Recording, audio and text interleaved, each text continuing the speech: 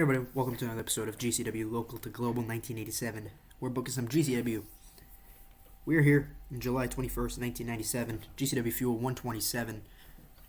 And we've got 4 shows to see the results of this episode. We've got Fuel, we've got Rival TV, we've got Rival Pro Wrestling Deathblow, and then we have Siege in Scotland. So we're opening up with Fit Finlay getting a victory over Dirty Doug on the pre-show, 41. Steve Blackman gets a pre-show match against Robert F. Rage, also known as Robbie Rage, with that guillotine choke, 36. We've got Hector Garza and Super Colo taking on Jesse Collins, also known as Mike Maverick, and Kid Ikea, also known as Prince Ikea. And Hector pinned Jesse Collins with a tornillo, or tornillo, I don't know how to pronounce it, 42.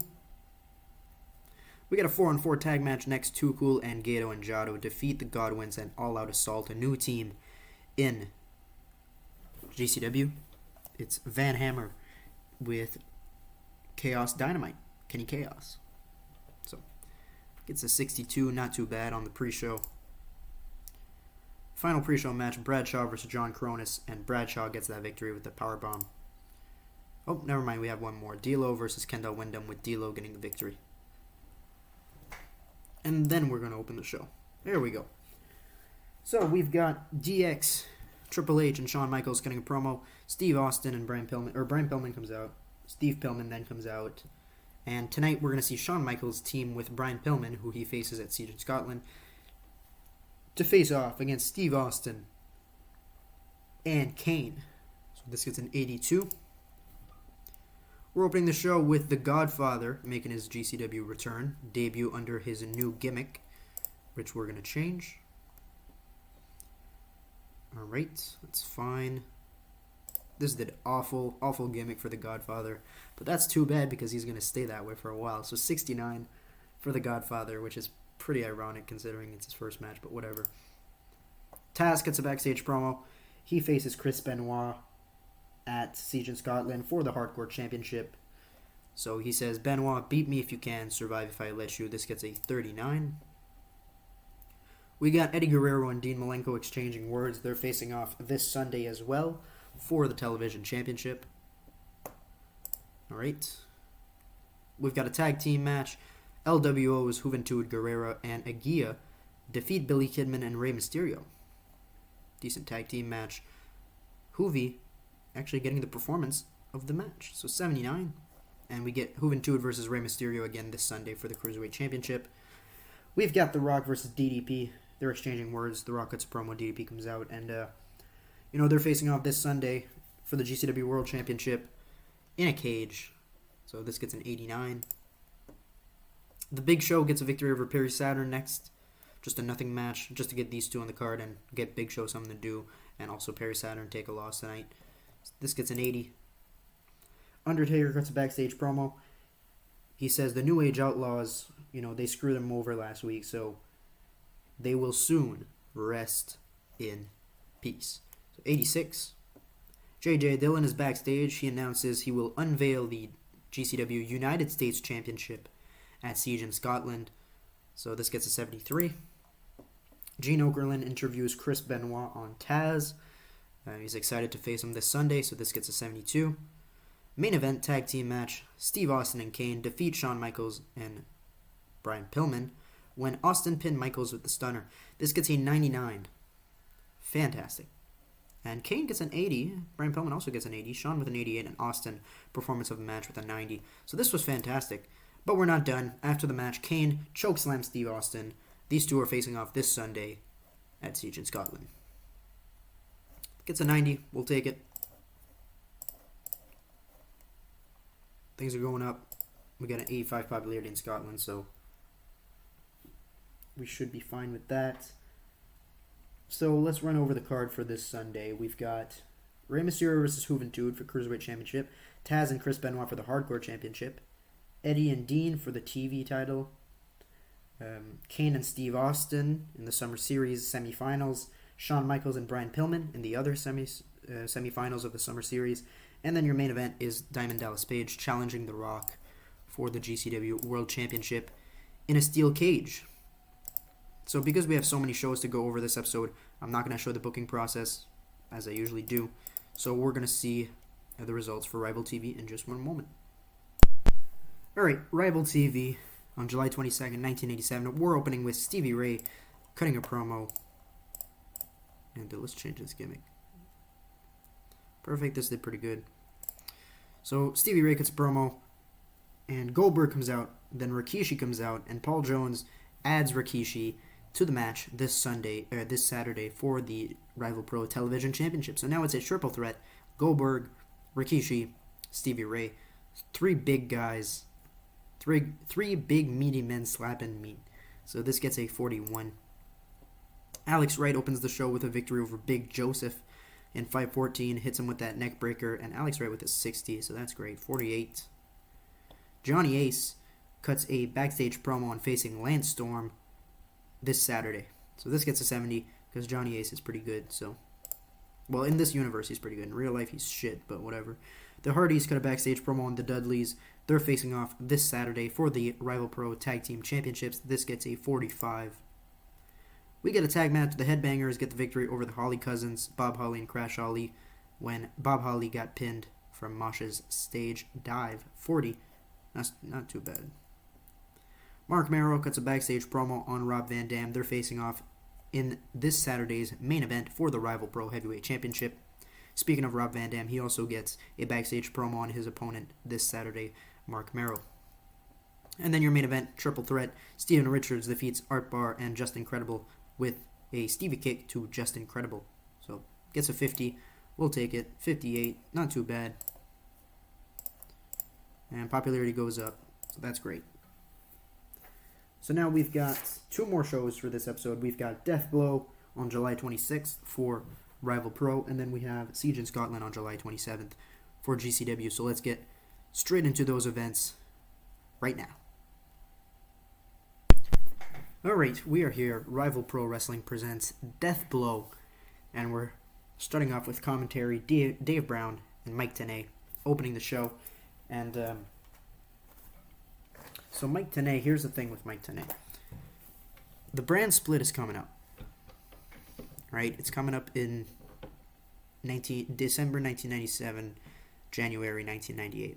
Probably 98. And we're going to need new announcers. We're going to need a new commentary team. So, the plan is for Fuel to have Jim Ross, Mauro Ranallo, and Kevin Nash. Which means we need two new commentators for Ignition. And Mike Tenay has an 81 in announcing. And Dave Brown, right here, has 50s and 40s, 50 and 50 or something like that, in announcing and play-by-play and in color. So we're going to keep Dave Brown down here in Rival Pro to call the action and everything. He's going to be a solo team starting in January 98-ish. Or starting whenever Ignition starts, actually, because then we're just going to bring up Mike Tenay. So that's going to be in September, early September. So Mike Tenay is going to be coming up soon. And his partner on commentary is going to be none other than Kenta Kobashi, who has a 99 in color for some reason. So that's what's going to happen. So it gets a 40 for the opening, but that's fine. Buff Bagwell gets a victory over Val Venus in 10:09. This is a just sporadic match because I needed to fill time. So Bagwell gets a victory, gets a 53. We're opening the actual planned matches. Lance Storm versus Johnny Ace. And they have great chemistry, which is good to see. Lance Storm defeats Johnny Ace in 1750 by pinfall. And this was our storytelling match. Lance Storm is your winner, which is good because we have big plans for Lance Storm in Rival Pro because he's going to be here until the brand split. So 69. Jerry Lynn and X-Pac defeat Merrow's boys when Jerry Lynn pinned Chemo with a cradle pile driver. So 66 for X-Pac, 68 for Jerry Lynn. Good performance for both these guys. And we get a 59 here. Triple threat for the Rival Pro Television Championship. Goldberg, Stevie Ray, and Rikishi. And Goldberg pins Rikishi with the jackhammer, making defense number 7 of the Television Championship. This gets a 71, which I'm quite pleased with. I wasn't expecting a 71 from Goldberg, Stevie Ray, and Rikishi. But we'll take it. Alright. Tag titles on the line, the Hardys versus the Dudleys, and Jeff and Matt Hardy defeat the Dudleys when Jeff pinned Bubba with the Swanton Bomb, which means we have new Rival Pro Tag Team Championships, and those titles seem to be switching hands every other week. So the Hardys get the victory tonight, and this gets a 61. But we're not done yet. We've got our main event. It is Marvelous Mark Marrow facing off against Rob Van Dam for the Rival Pro Heavyweight Championships. So, in a 75, Marvelous Mark Marrow defeats Rob Van Dam with a TKO following interference from Exam. In the match, we also had Alex Wright. That was supposed to be X-Pac, but I guess they put Alex Wright for some reason. Alright, we're going to say Alex Wright came down too. So Alex Wright interfered on Marrow. Ekmo attacked RVD. Chemo also. Jerry Lynn even the score. X-Pac even the score. And then we had Marrow win the title. So this gets a 75. And we have the gimmick for Rob Van Dam. So let's mark that down. RVD gimmick. And I think X-Pac also had gimmick issues. I'm very happy with the 75. And we get a 71 to close our show, which is pretty good. So let's tell Mark Marrow, Rob Van Dam, and Jerry Lynn deserves some praise. No. Yeah, Jerry Lynn. Why not? He had a good performance. Good money right there.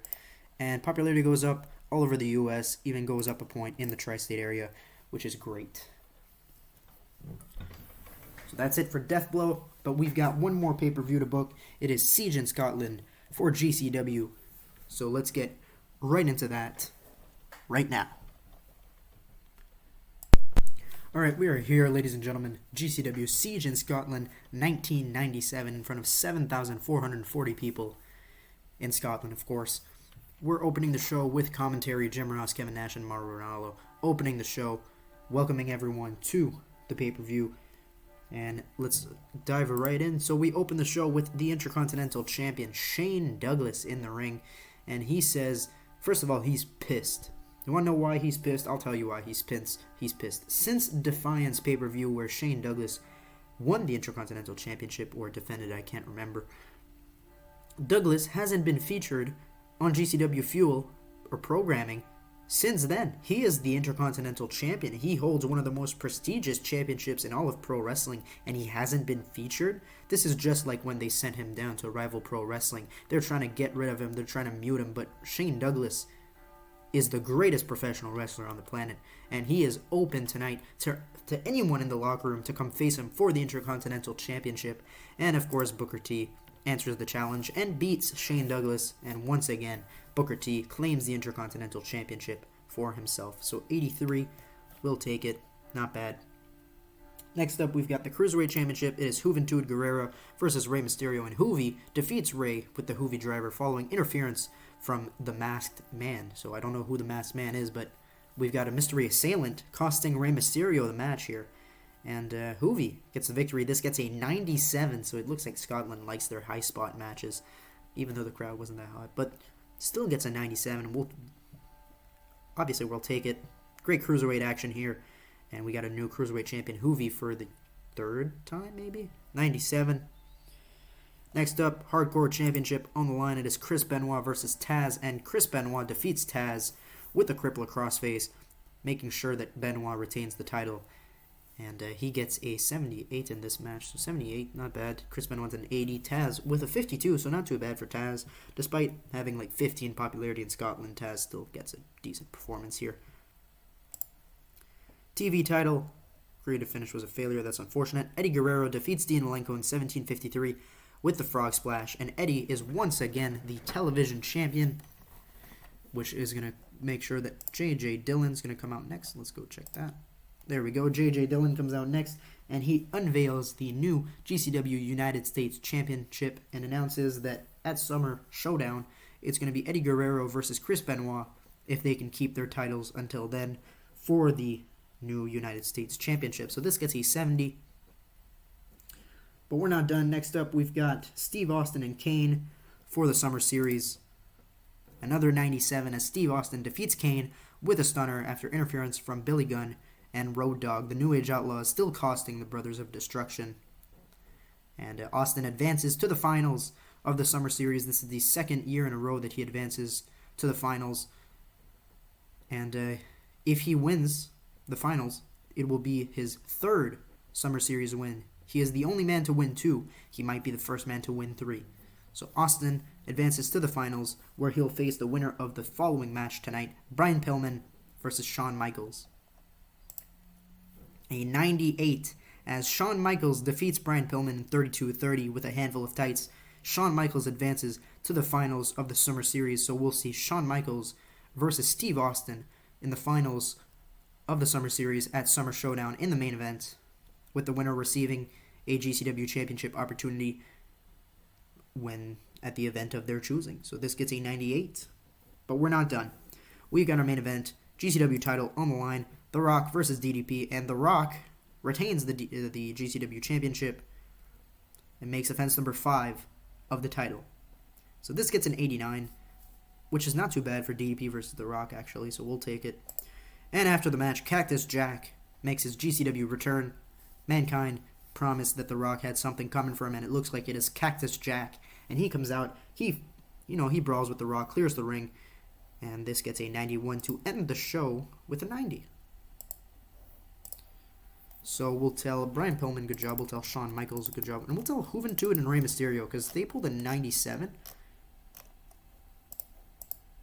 So, good job, guys. 4 million in profit, that's not too bad. Popularity goes up in Japan and in Mexico, in that region. Unfortunately, it doesn't go up in the US or in the UK, but we'll take it. And I don't think we'll do a media scrum. I don't really like the media scrum feature, so we'll just bypass it for now. We'll think about doing it at another time.